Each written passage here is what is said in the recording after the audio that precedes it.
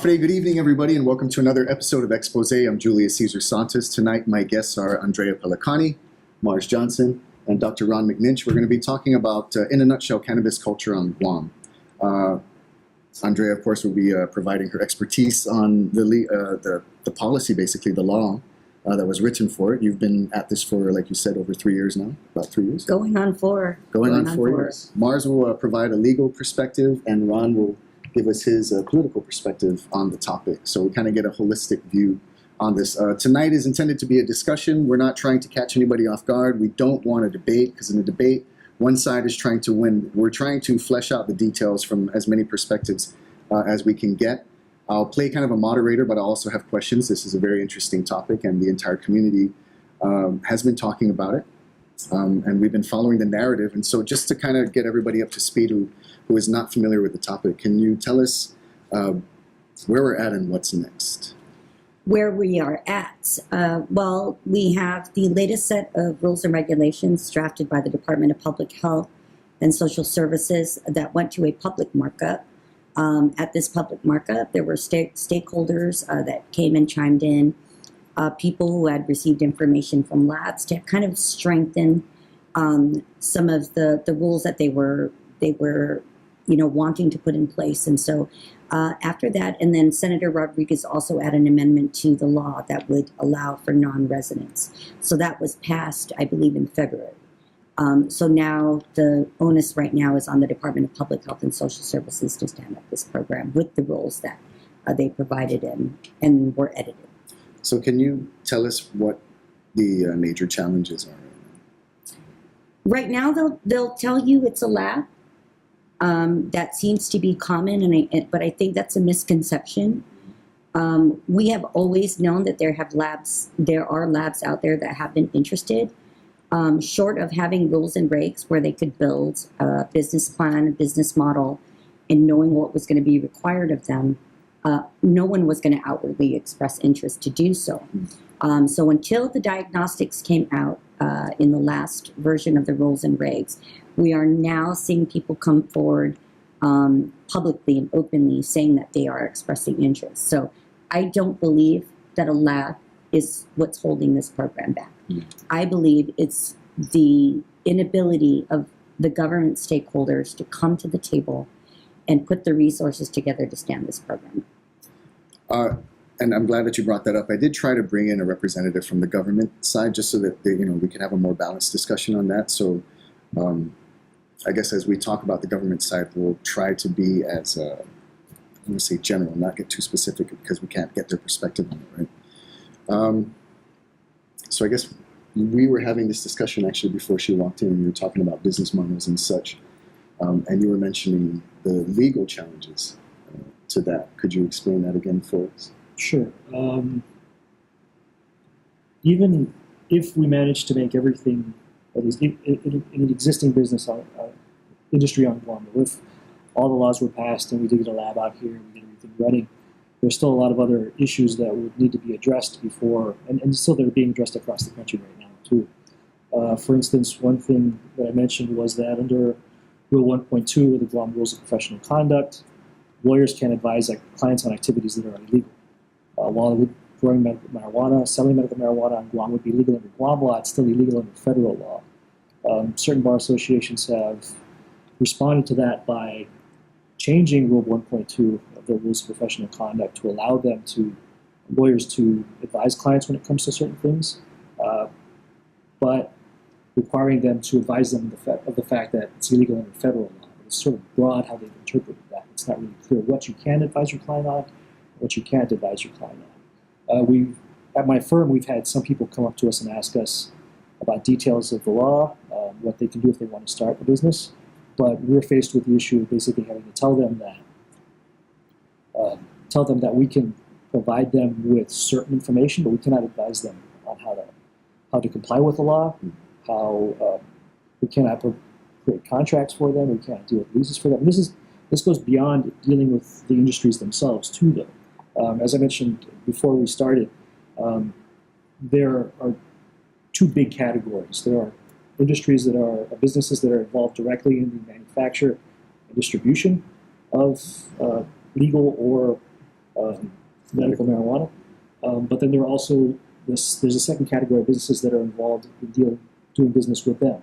So, for instance, not every business is going to have their own land in order to have their warehouse on in order to grow medical marijuana or to do anything else they need to do in order to get it to market. Often you'll have to deal with landlords. Lawyers can't advise landlords on how to draft leases in order to deal with specific industries like that. In addition, banks, which are federally regulated, can't lend money to businesses that are related to medical marijuana. And this all has to do with federal law, not local law. Yeah. And this is a problem that's faced all over the country. And there are several problems that you wind up with that. One of them is the fact that the only people that will be able to start businesses like this are people that are very flush with money. So very rich people will be able to start these businesses because small business owners who don't have that much money won't be able to get loans from banks in order to start these businesses. When it comes to them taking the money that they earn from this, I mean, some people might be familiar with, say, for instance, in Seattle, though, if you go to a medical marijuana dispensary, there's always an ATM outside because often you can't pay with a credit card when you go into there. Cash only. It's cash only, and that business can't take the cash that their customers are paying them with and go to a bank and deposit that cash like any other restaurant or any other normal business would. So that money has to be stored somewhere.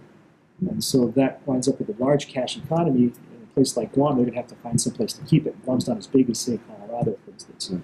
People in Massachusetts, for example, are facing that problem now because it's been, I think it was, recreational marijuana has been legalized there. There's a push to create a state-run public bank there that can accept that money because, Massachusetts, it's not like Colorado where there's a lot of places where you can just kind of, bury the money if you needed to. But also with lots of heavily cash-involved businesses. So, for instance, on Guam, if you're dealing with game rooms, those tend to attract people who are looking for that cash to steal. Right. Talking about the robberies and such. Yeah. So, I'm not trying to be a naysayer or anything, but I'm all for recreational marijuana and legalized marijuana. But there are a whole lot of issues that need to be taken into account for it to be done. Before I get your political perspective, I just wanted to ask you, based on some of the challenges that he's saying, are those things that you've encountered, and what are your proposed solutions for those if you have any? Absolutely. The banking industry, it's not that they're prohibited from taking the money, they just have different compliance. And so FinCEN is provides the compliance guidelines for it. Now the problem is it going to be lucrative for banks to essentially risk their insurance by putting this heavy compliance into cannabis money? And so I've toured the States. I hadn't been to one dispensary that didn't take cards. There are also other payment options available. Hawaii adopted a payment option where the state kind of said, okay, so-and-so is going to be our bank, and they're going to do it's kind of a payment method where you would essentially take a card, fill up a card, and then use the card to make a purchase. So there are other that you load the card. Right. So your transaction's going to be, whatever it is, $80. You would take a card, fill up the card from your ATM, or from your bank account, and then use that for your payment transaction. So there are solutions out there. I don't know that we're there yet, but every bank should look into the FinCEN guidelines that they would have to. With regards to the legal matter, I don't know of a case where lawyers have gotten in trouble for helping cannabis patients or cannabis businesses. And so for me, we were told that the Guam Bar was looking into it and that we should expect to hear something by the end of last year. It's now been a year. And I'm just severely disappointed because we're getting the legal questions that I can't answer. And I can't provide patients legal answers to their questions, like is CBD legal? These need to go to people who are authorized to dispense legal advice. And because there is nowhere for them to go, they're asking questions at public health, and public health is also dispensing legal advice that they shouldn't be dispensing. And so these are the issues when a stakeholder in our community, including ancillary businesses like tax lawyers and whatnot, are not stepping forward to kind of just take the that's fair to issue. the lawyers involved, though. I mean, for instance, I spent 3 years in law school. I spent 10 years building my practice as an attorney. I mean, sure, it's easy to say that we're not supporting anybody, though, but then you don't see the fact that I would have to risk my career in order to give people advice like that. So we acknowledge that there are challenges on both sides. So how, I guess, could we bring that's why I wanted to bring this discussion out here, right? It's to acknowledge that there are challenges on both sides. So how can we kind of meet in the middle? But before we continue with that, let's go ahead and get Ron's perspective on this. As far as from, you've heard both sides, you've heard the legal challenges, you've heard the potential solutions that are out there. Sure. So everybody's considering as many options that are on the table. Right. But what about, from the political realm and that perspective? Okay. Well, first, and I have to say, I'll be very blunt. Medical marijuana, true medical marijuana, personally, I don't have a problem with it. Recreational marijuana, I do have a problem with. And I just let everyone know up front. Sure. That's my personal opinion. Sure. But my personal opinion doesn't really affect my policy opinion, Right. which is a different deal. So I just want to be clear, because you'll hear me all the time. If my students are out there, they'll hear me all the time say no to recreational marijuana all the time. Right. And I have to be this way. Just as an attorney has to say what their codes of ethics say, I have to say what my codes of ethics say. And I have to be anti-drug in order to get students hired in the professions that I train them for. And that's just the reality. Oh, and we appreciate you being here to provide your perspective. Certainly. When this was first passed back in the day, it was approved by the people. It was a referendum item and a referendum or initiative. It was approved by the people. It was approved under the concept, the very, very strict and narrow concept of medical marijuana. That is, this marijuana will be here to help people. That was the very narrow, and under that very narrow context, it has a margin of support. Anything outside of that strict medical application on Guam, at this point, there's no political support for it. Not in any sort of number that would even approach a majority. And that's in every single study we've done on this subject, that's what the results say. Now, that might change in a while. It might change in a year or two or a couple of years. But the reality is, under the very narrow kind of window that this passed under, medical marijuana, for sick people, palliative care, when people are really sick or they're dying, medical marijuana is going to help them with cancer or help them, a child with epilepsy that needs a special marijuana oil. That's the context that this medical marijuana was passed under in the minds of the public that were voting on it. What has happened in the meantime, politically, and again, I'm talking strictly politically, is since people have approved it, at this point now, everyone's claiming, well, it means virtually all medical marijuana. And that's what's been created in the minds of the public. And that's created a kind of almost a backlash on Guam, a negative backlash, where people are very hesitant now. Political leaders are very hesitant now. And that's the environment that we're in today. Because we went from strictly helping sick people, helping those in need, children who need the special oil, people who are dying of cancer, people who need cancer drugs and need the marijuana to help them, that kind of marijuana, into smoke them if you got them, recreational marijuana, which is an entirely different policy concept. And quite often, people mix up the two. The ones that constantly talk medical marijuana mix up recreational marijuana. And that makes it even worse, because then the public doesn't differentiate anymore. And I would suggest that if we put this up for a vote again, and if we said medical marijuana versus recreational marijuana, there'd be no support for recreational marijuana. There never has been. But that's just the politics of it. Personal choice, on the other hand, I believe for consenting adults or whatever else, I'm very libertarian. People should be able to do whatever they want to do. But in terms of integrating, and this is where I certainly agree with you, Mars, is that integrating this under a federal umbrella, and by the way, in a profession where trust and integrity are your bread and butter, lawyers absolutely have to be very, very careful and not even appear, they can't even give the appearance that they're doing anything wrong. That's how strict their profession is. And so certainly We have to understand that. On the other hand, the whole thing about the money and banking side, there's a lot of details, which also adds to the politics. But in general, I think if the context is strict medical marijuana, it would have support. But outside of that, I don't think it has. So that's my 2 cents. And what is your take on what he had to say? I actually, I don't deal with the data, and so Dr. Ron's, I'm going to defer to his thoughts on it. I had this conversation with Dr. Ron before. I don't personally, as a cannabis advocate, don't believe in the word recreational marijuana. There are many therapeutic uses that don't qualify under the medical program that we had, which essentially could be a medicinal use.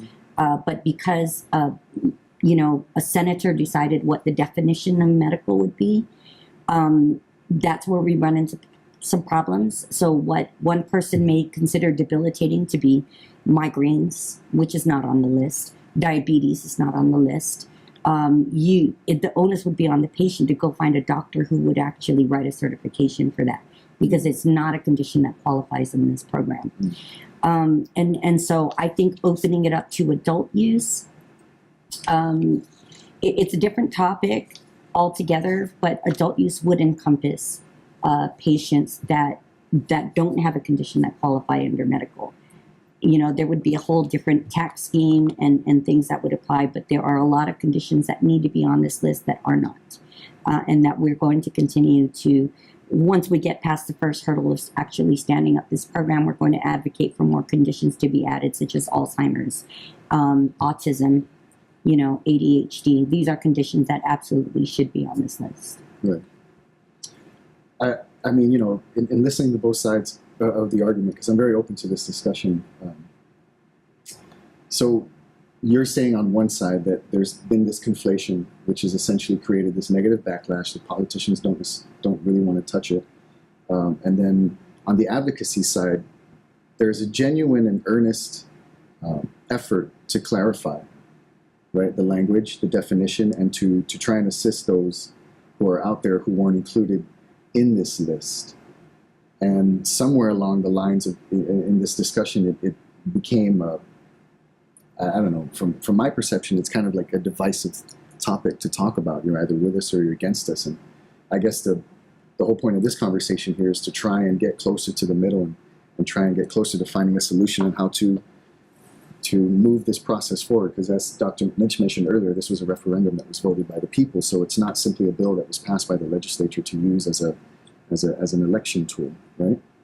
So it's very important that we continue this discussion in a positive and productive way. So hearing what she said about, terms that they're trying to clarify and patients that they're trying to identify that should be able to qualify for this, and some of those that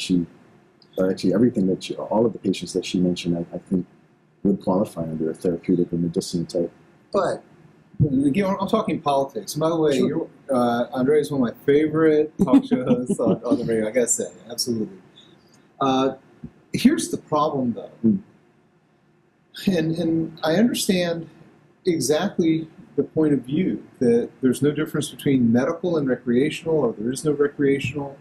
But in the minds of the voting public that approve policy initiatives, medical is a term of art that has a specific context. Right. Now, I certainly agree that if the definitions need to be expanded, or you leave it up to the doctor to decide the application, people would probably agree to that kind of concept.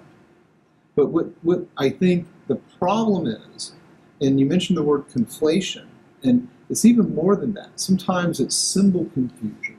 People approve the political symbol called medicinal purposes for, like, marijuana, or even, it's never talked about today, medicinal applications of cocaine, which, that's even farther. Medicinal applications of LSD. I have to say, I study drugs. I study drugs from the standpoint of an academic. There are applications for cocaine. There are applications for LSD. There are applications for marijuana in all these areas. And methamphetamine. Meth also, the right kind, and everything else. Sure, there are. But in the minds of the public that deal with these things in terms of a political symbol, that is, it's a go, no-go kind of decision we put them under, it's a much more complicated process than that, because you have to overcome two things. You have to overcome fear on the one hand, oh my God, is this going to open up the door and my kid's going to be smoking marijuana at the doorstep every day, versus the inertia of regulating a process like this. And that's the devil in the details and the bureaucracy and the trip to Arizona to find out how to actually do it, that kind of stuff that creates. You said a key word in that, well, two. One is the fear, and one was the fear, and the second one was regulated, right? So we should probably just inertia. We should take the word recreation off the board, because when you say recreation, you have in your mind people walking around. But wait, let's stop. Sure. For 1 second. Sure. I didn't invent the term recreational marijuana. And I wasn't saying that you introduced I know, this as a conversation. but I'm just making a policy point. Okay. Yeah. This is what we call it nationally.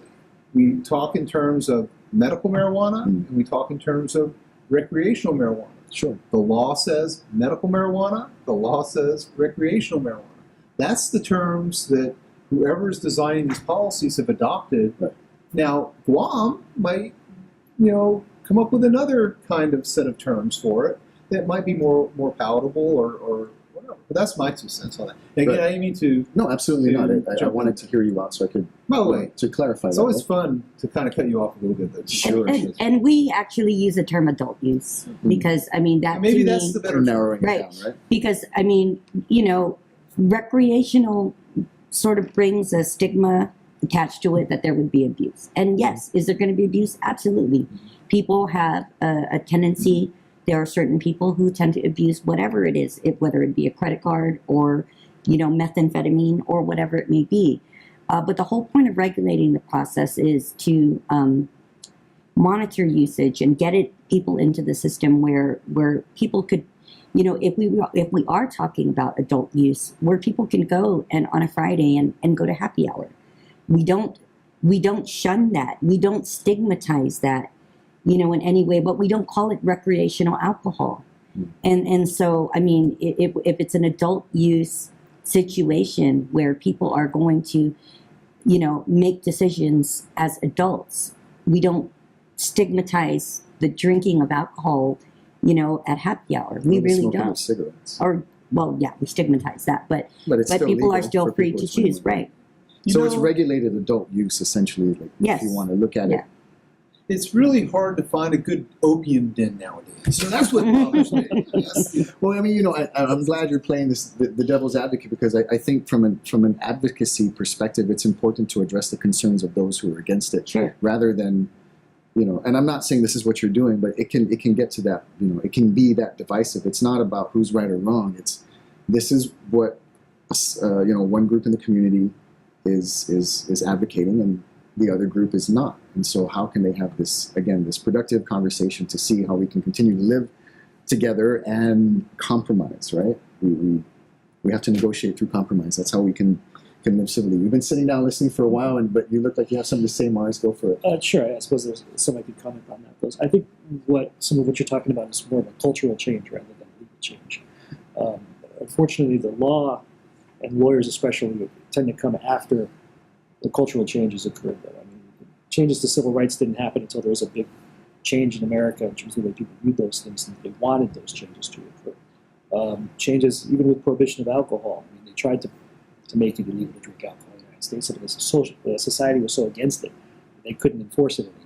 So they had to change the law back to the way it was before. Personally, I would like to see it where it's more openly accepted, where it's an adult use would be more acceptable on the law.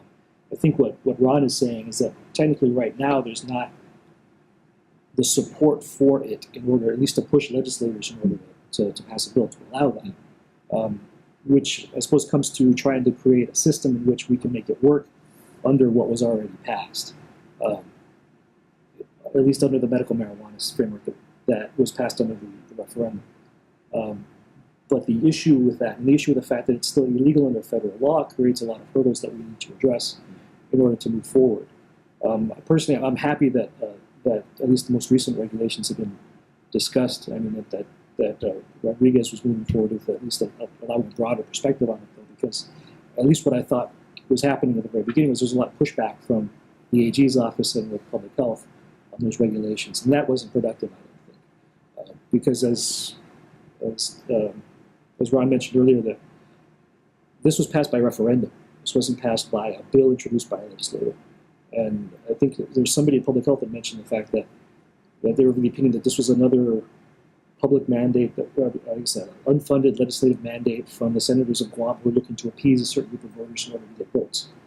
But that's not how this was done. This was done by a large number of people that wanted this bill to be passed. And so the fact that there was pushback in terms of the regulations, that the prices were so high in order to get a license, that the regulations seem to be an incredibly long number of regulations, though, for a specific thing. Regulations didn't have to put a lot of thought into specifically wrong things. I thought was very disappointing to me, though, especially as a lawyer who saw a lot of, this be offensive, but sort of a lot of laziness in the drafting of the regulations that went into it. Because of that pushback, too, though. And I was at a district conference in January last year where the Attorney General was very opposed to it.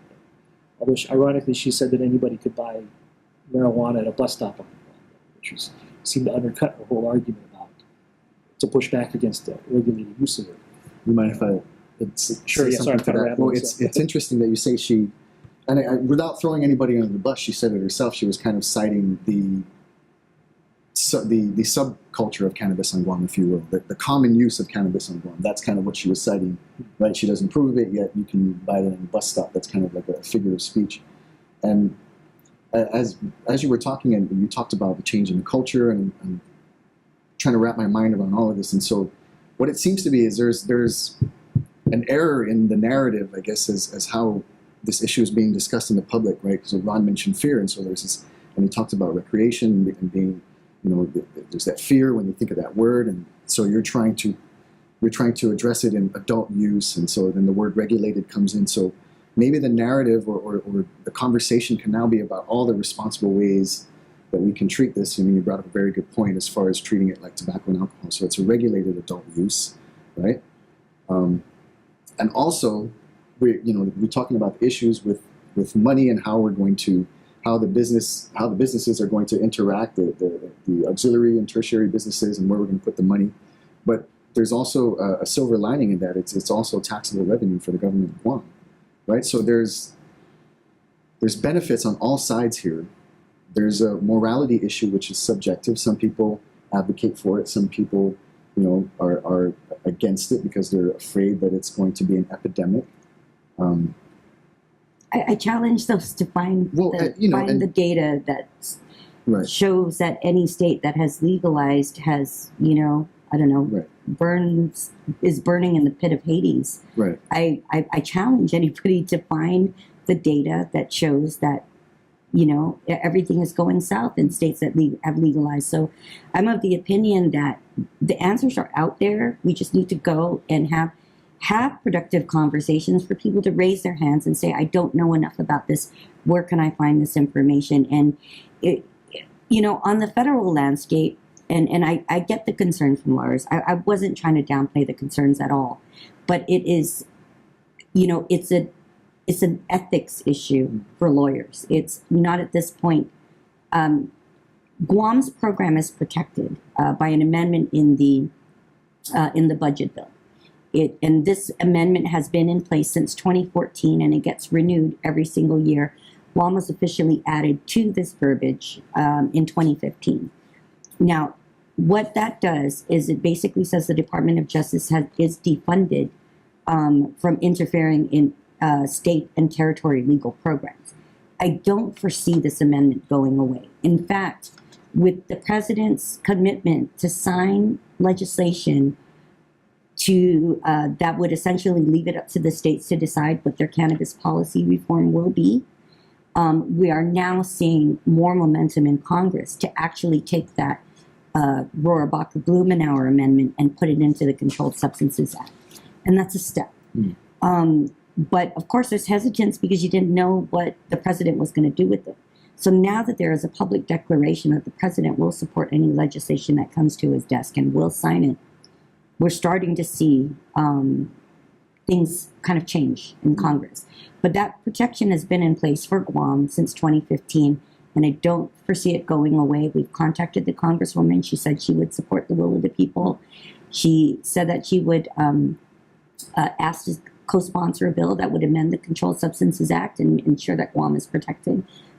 At least Guam's medical program will be protected. So things are changing, and they're changing very fast on a federal landscape. But on Guam, we seem to be stuck having the same conversations, even over a period of 4 years. We're still sometimes having the same conversations. And so I thank you, anyways, for inviting us to have this very productive conversation. So those are a couple of things on the federal level that I just kind of wanted to inject into the conversation. Right. So it seems like things are starting to kind of tilt in favor on the law and the legal side of things. I mean, they're not there yet, but we're seeing this trend that's kind of leading there. But we still have that very critical issue that Dr. McNinch brought up, and it's that question that you have to answer to that parent that is so afraid that no fact, none of the facts, none of the data, that won't change their mind. It's really more of an emotional / moral kind of mentality that they want to protect their child, and they feel that if this becomes legal, I like to use the term regulated in that sense, regulated adult use, that it's going to be a danger or a threat to their family or to their child. So how would you, I think that's an important question to address. It's an important concern to address. But the policy side of that question, though, is very, very important. And this is the secret, I think, that people are missing. In order to get the public to really approve and embrace this kind of concept, you can't do it by arguing it or getting them to think it. Right. They have to feel it. Mm-hmm. And it's overcoming that emotional issue, the emotional fear, the emotion of inertia, the emotion of, what if we do something wrong? Oh my goodness, what's going to happen? And it's very, very interesting because logic goes out the window in these kinds of arguments. Mm-hmm. The other point that I'm just saying this, and I haven't looked at the policy related to changes at the national level, but whenever I hear about national changes that are prospective, that is, are going to be done in the future, especially with the federal government, I always am very conservative because there's no telling what the federal government's going to do. They might turn around and say tomorrow, oh, we've decided that absolutely we're going to clean up everything, no more marijuana for anybody. And then where are the lawyers stuck then? They're stuck, basically tying on to a policy or a set of representational kinds of constructs that then they're bound to because they already have clients that they're working with, and they're stuck. And so they I believe, as a profession, same with banks, have to be very, very careful with these things. And if they're not, then I'll tell you, I'd be a little bit afraid of a bank that did things recklessly with the money that I deposited. And if they're violating federal law, even if that law might be changed one day, I don't know. I'm just kind of I wish, and this is what I would wish, they pass a law and they fix it. Whatever needs to be fixed, they'll fix it. I'm not sure if they're going to be able to politically do that. That's my fear. One thing to point out, and you're correct. It's always good to be conservative when it comes to what Congress is going to do. There are at least 30 bills, I believe, in front of Congress addressing this issue. But I don't think Colorado, California, Nevada, Washington, Oregon, and the list is growing and growing and growing daily, are going to say, okay, you can have our tax revenue. Yeah, and I think so that's where, that's the true secret. What killed prohibition in the United States by 1930 was the lost revenue, and on the one hand, and the rampant crime on the other. But really, it was a huge amount of lost revenue that they're no longer getting for alcohol taxes. I think once that rational argument can be made, so that that at least the elected side or the representational side, it's easier pill to swallow, no pun intended. Then it might be that angle that will end up playing out. That is, this state is making out like gangbusters with marijuana, and this other state isn't. And we saw the exact same policy kind of tiling or positioning with casino gaming. That is, some states had casinos, others didn't. Some states had the lotto, others didn't. And then you end up having pretty much a uniform nationwide set of constructs for gambling, both with lotto and with casinos. And the drug kind of marijuana angle is very similar in terms of overcoming the vice aspects of the policy. I mean, and that's where I would point to, because I'm trying to look at both sides, and really just absorb both sides here. And you mentioned earlier the libertarian perspective, and so that's where, and then you talked about the inertia of emotion. So it's incumbent on both sides to understand each other in order to have a productive conversation. And here, let's go back to the fear thing again. Really May I finish my point? I'm sorry. Go ahead. No, that's okay. See, you're trying to do it again, but I cut you off. So I think it's important that both sides try to understand each other, listen to each other earnestly, not for points of contention or for areas where they can inject facts that dispute what the other is saying, but to earnestly listen to the other side, because it'll help you strengthen your arguments, right, rather than building up strongmen. And I'm not saying that's what's happening here, but it's a potential to happen in a lot of conversations, because this can, like you said, can be an emotional one. On the libertarian perspective of it, you mentioned prohibition earlier. Again, the conversation rarely ever, no, I can't say rarely ever, but the conversation needs to be focused on how would we regulate this, and what are the benefits as far as taxable revenue, the creation of jobs, the stimulation of the economy, and how do you handle these things responsibly? It's important I think people should come up with their business plans, speak openly about them. What Mars talked about the gaming houses getting robbed all the time.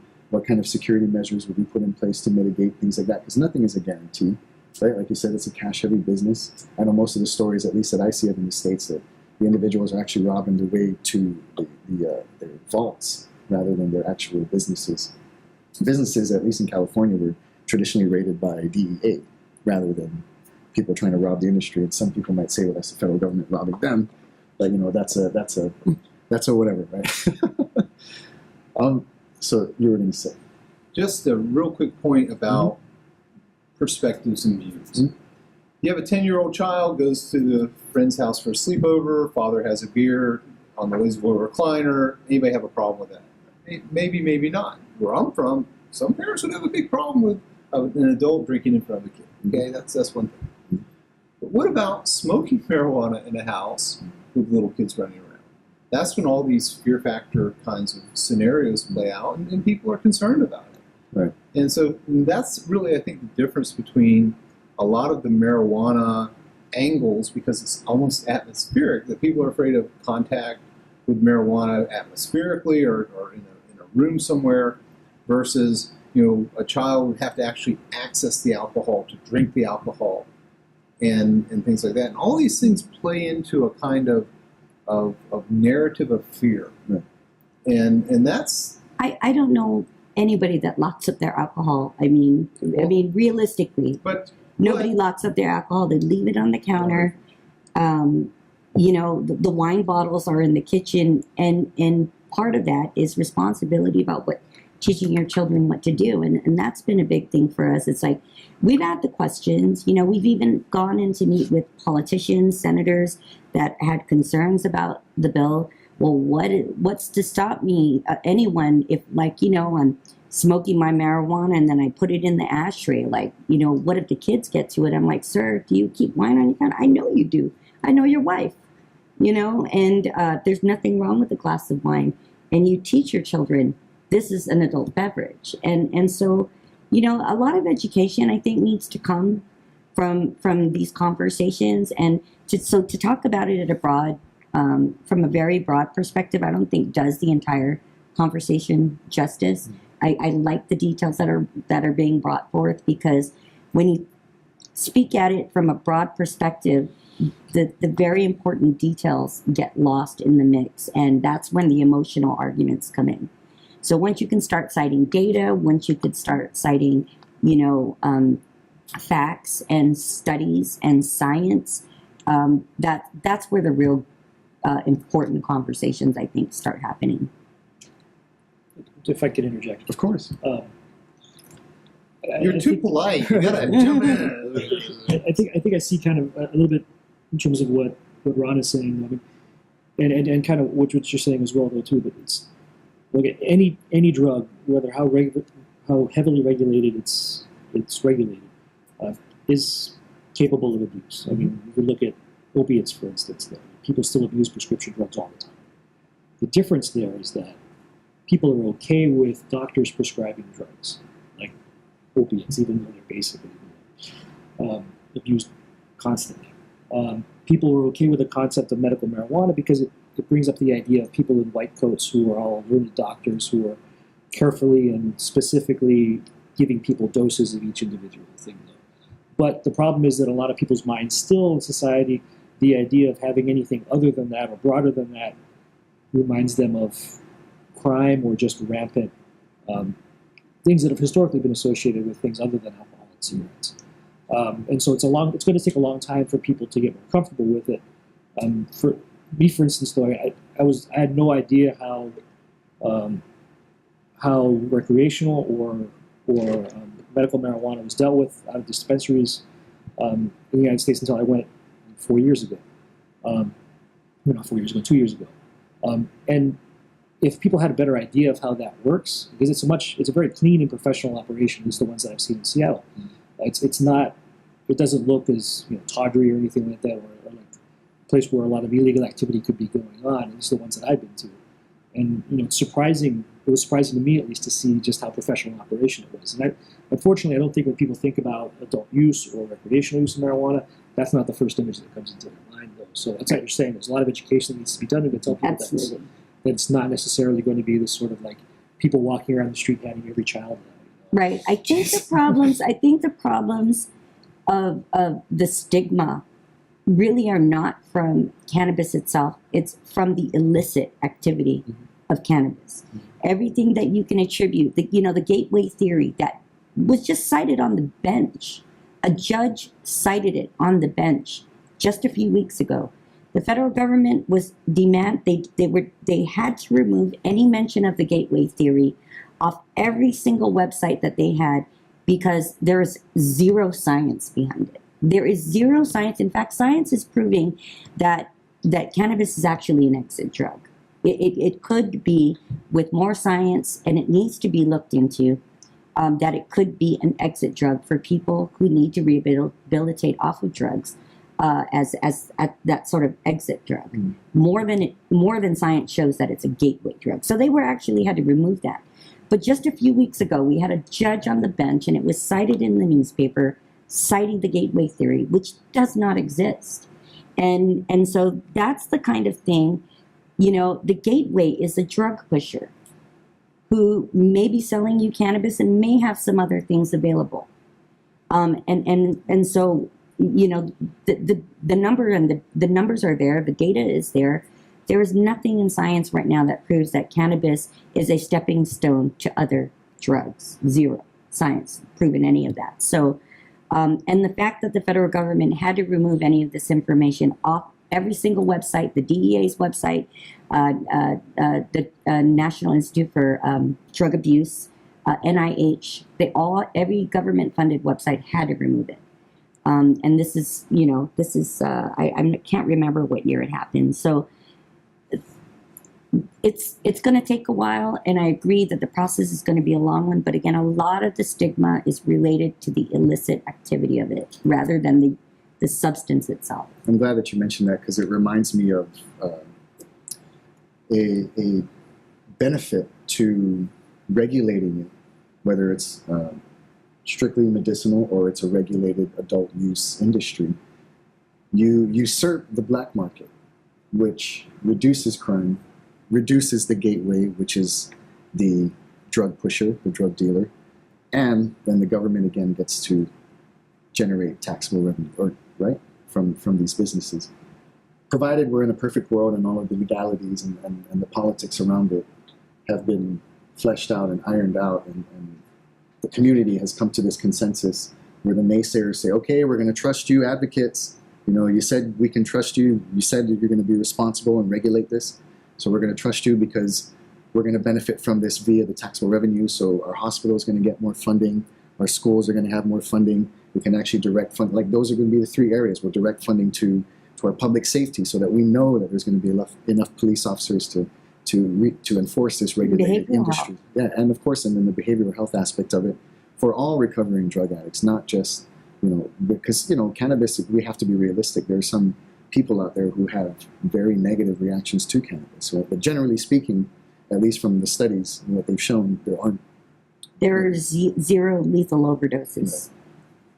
when I say negative reactions is when you think of the term cannabis and you think of like culturally, when it's portrayed in the media and whatnot, there's always like this surfer, whatever, pothead kind of thing. Right. And I'm not trying to be negative on it, but you never see... That's the reality of what people think. Right, but you never see, and it is a possibility where somebody could get highly addicted to it as though somebody was on meth. And again, I'm just saying those are the outliers, right? So those concerns need to be addressed if you're going to try and push this positive, regulated, responsible industry that can benefit the community, right? So you kind of shift the conversation to that and say, and just kind of ignore the truly negative comments that are coming your way and say, no, we believe that this is how the community can benefit from it, right? Not just the individuals on the medicinal side, but now the government can tax this new industry that's there, and so we can go to help the kids and the education and the sick that are in the hospital. The governor had a bill, introduced a bill, bill number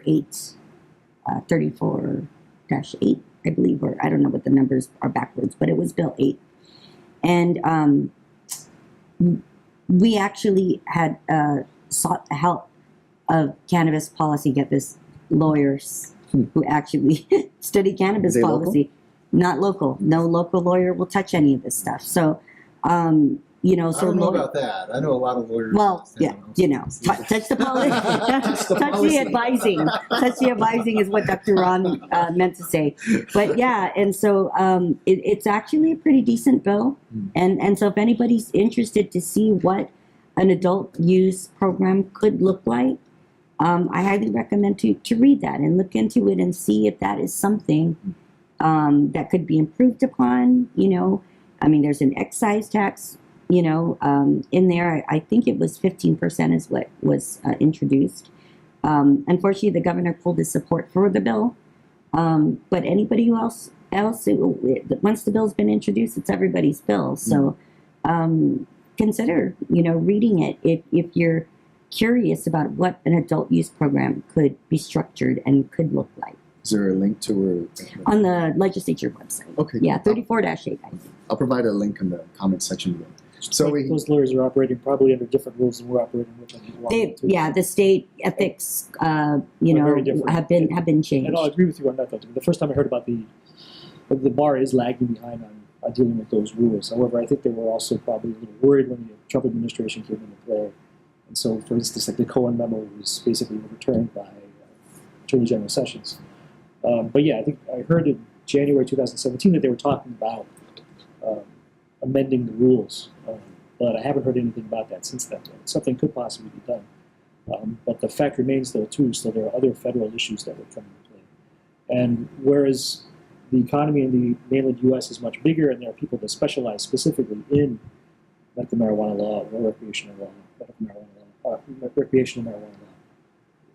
Guam's a very small market, especially when it comes to attorneys. You don't find lawyers that specialize in things. And so for somebody from a business perspective as an attorney to say, well, we're going to give this type of advice and risk giving this type of advice at the risk of losing the rest of my practice for a very small number of clients, it's very difficult as a sell to local lawyers. So I applaud you for seeking help from people in other jurisdictions, but it's still very difficult to deal with that because of a number of issues, not just the fact that there's the regulatory side and the ethics side for the lawyers, or the federal side, but also just in terms of the fact that it's a very small place too. Okay, so we have a few minutes left. We'll go down the line here. Ron, what would it take, I guess, politically for something like this to work? Okay. If we're talking strictly medical marijuana, then politically that line of logic has to be reasserted and the boundaries have to be established. And all of the bureaucratic inertia has to be part of the solution. That is, how do you overcome the stubbornness of a bureaucracy to actually implement it? That's part of it. That's on the pure medical palliative care or all these other various spectrums of medical, and it could include other categories.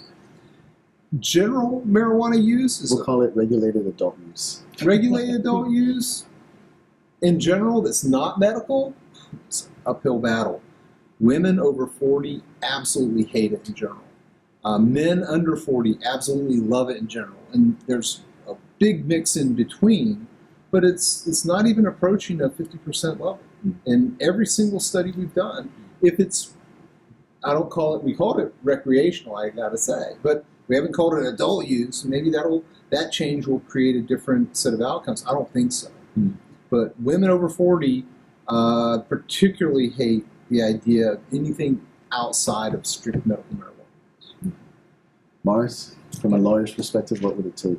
I actually really like that question because I feel like I may have been sounding really negative about this concept earlier. Well, you have to tell it how it is, right? Yeah, but it's also, but as a lawyer, though, especially a lawyer who deals with business owners a lot, too, though, I sound negative. Most lawyers who are business lawyers sound negative about every business that their clients come to them with, because we're there basically to show all the problems and legal issues that could come up that would prohibit somebody from being able to do what they want to do as a business, though, which I always tell people is an important thing to think about, though, because you want to be aware of all the risks and all the things that could possibly get in your way when you're doing anything, whether it's a marijuana-related industry or whether it's construction or whether it's banking. It's important to be aware of those things. If I were to say what could possibly, the first steps that would be helpful in this, though, would be if the Bar Association could possibly affect rules that are, there are a lot of other bar associations across the country that have come up with rules. That's a first step, though, and it's not necessarily a guarantee that lawyers on Guam will bite at the opportunity to help people with those. Because, as I said, there are other federal laws that would make it problematic. But there's, I'm losing my train of thought. First step would be rules. Yeah, first step would be rules for the Bar Association. The second step would be finally getting through and convincing legislators to actually put more time and effort into getting these rules finalized, though, because lawyers can't comment on the rules until they're finalized, or advise people on how to follow the rules until there's a final issue there. But there's another thing that I'd like to point out that needs to be taken into account as well, though. With lawyers not in the picture, though, which I'm sure a lot of people would be very happy with, less influenced by lawyers. There's a lot of problems that come into play. So, for instance, if, say you are a landlord and you have a medical marijuana or marijuana business that's your tenant, having a lawyer that can't come in and advise you makes it difficult for you to, A, evict the person if they're not paying, right? B, collect against that person if they're not paying, right? Advise you on how to enter into a lease with that person, because that lease would probably take into account a lot of the facts that you're doing a specific type of industry with. So there are a lot of issues that are affected. It's not necessarily the first advice from the very beginning, though, but even, law has to go deal with cleaning up things towards the end, though, too. So there are a lot of things that need to be taken into account. I did some research coming into here, though, too. I think the 10th Circuit last year also issued a decision saying that marijuana-based industries can't take advantage of federal bankruptcy laws, though, which will create a problem for them from that angle as well. So I think the first step needs to be, providing, at least loosening regulations to allow lawyers to give people advice, so that the people that are involved in this types of thing have people that they can go to in order to seek advice on how to properly follow the law, because that's the most important thing. Is that if we're enacting new laws, it's important that people follow those laws and that they know what the limits of those laws are before we can move forward and actually come into having the system work. Okay. Your last thoughts on this? Well, I'm going to actually differ with Dr. Ron here on the politics, just based on, again, I don't have the numbers, so I'll defer to Dr. Ron to provide those hard numbers. The one block of people that we've seen the most resistance from are male 40 to 60. The women, the elderly, have been extremely supportive of, getting cannabis off the street. We used to practice it as medicine. Again, this is from the medicinal side. The women are the ones, joking around, making light of it, saying, "Did you bring any samples for our presentation today?" Things like that. So really the biggest roadblock that we've seen, like we can't even get doors open, is the alpha male, 40 to 60. And so that's where I'm going to differ with Dr. Ron's numbers. That's just based on our practical experience. Who would open the door for us? It's usually women first. With regards to law, I look forward to any changes for the ethics guidelines for lawyers, because everybody needs them. Businesses need to set up their corporations so that they know that they're protected. There are a lot of issues. Mars is absolutely right. One of the tactics that lawyers use is, we'll say, well, this is federally illegal, and then hopefully the contract will just get thrown out of court. And they say that happens 50% of the time, but you never know.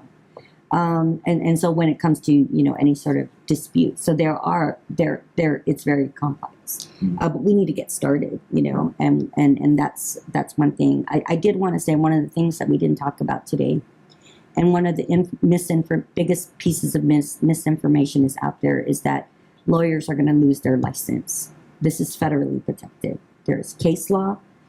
We provided to the Attorney General's office. We provided it to Senator Rodriguez.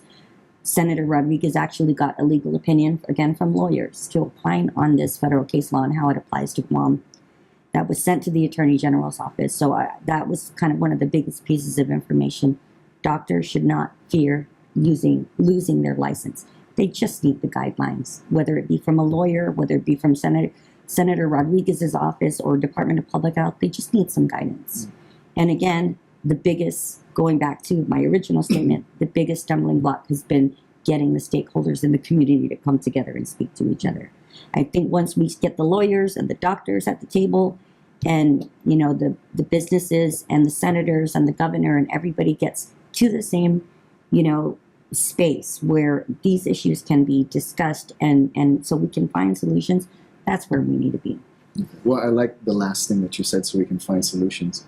And it's important, again, that as you push this initiative forward, it's important to constantly get the perspective of those who are against it, so that you can include them in the conversation, because I think that would be a lot more productive to your efforts.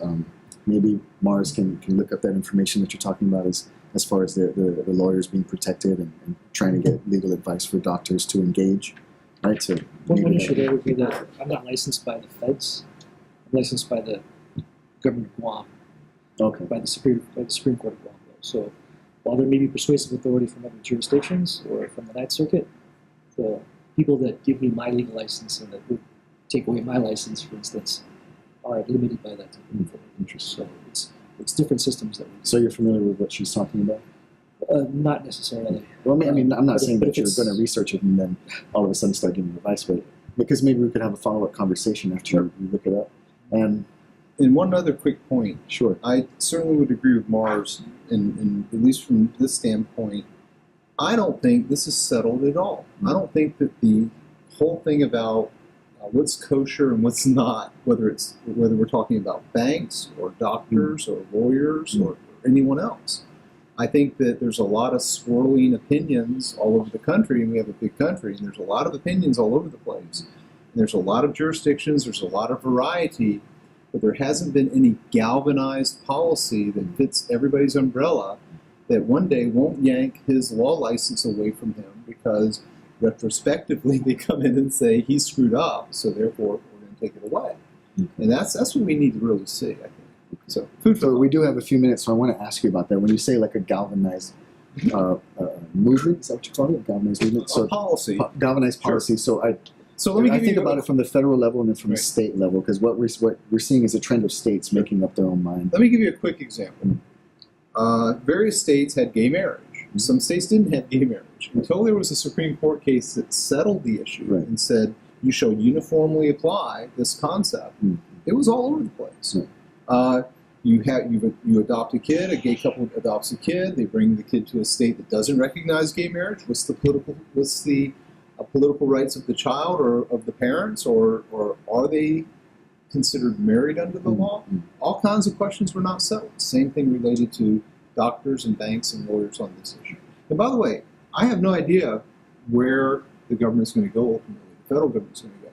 I mean, that's one of the hard parts about it. And legal practitioners, that's part of the frustrating part about it, because I know plenty of lawyers in this town, they'd all like to make money off of medical marijuana. They'd all like to charge billable hours on this stuff. They'd love to. Drugs is big business in that regard, but they're not allowed to right now in the current construct, in my view, at least to a point of surety that they'd actually do it. I could be wrong. Well, again, I appreciate all of you coming in and giving me an hour of your time to have this discussion. I've learned a lot. I definitely, I think my perspective has actually changed a little bit after listening to both sides. Again, thank you, Dr. McNinch, Mr. Mars Johnson, and Andrea Pellacani. Thank you all for watching Expose. I'm Julius Cesar Santos. And maybe I can get you guys in if there's any updates, if there's any progress, and we can come back and have this discussion. Absolutely. All right, cool. Thank you guys for watching. Good night.